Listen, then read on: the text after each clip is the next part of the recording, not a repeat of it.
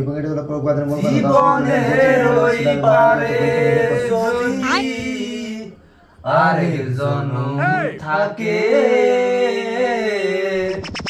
সাদের জীবন বন্ধক দিয়া। আমি পড়তে বসলে তোরা রাহাত ফাতেহ আলী খান আর আতিফ আসলাম হয়ে যাস নাকি? হ্যাঁ, আর আমরা যখন গান গাই তখনই তোমার ঈশ্বরচন্দ্র বিদ্যাসাগর হয়ে যাওয়া লাগে। কালকে আমার পরীক্ষা, তোরা যদি এখন গান গাইস তাহলে কিন্তু সিরিয়াস গ্যাঞ্জাম হয়ে যাবে বলে দিলাম।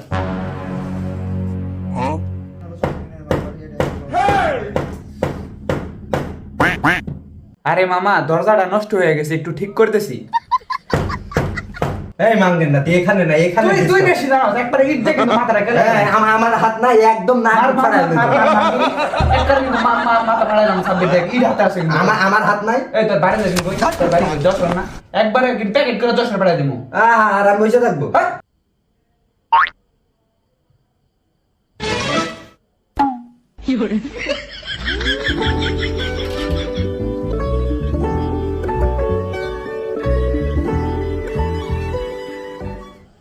সাধারণ এবং বিশেষ সম্পর্ক। তুমি কিন্তু আমার সাথে একটা ঝামেলা করেই যাচ্ছ। আমাদের একটা বিয়ে করেছ, তোমার সাথে আজকে ব্রেকআপ করব, তো গালি দিতে তোমার মায়ের সাথে কথা বলবো না, তোমার ভাইয়ের সাথে কথা বলবো না।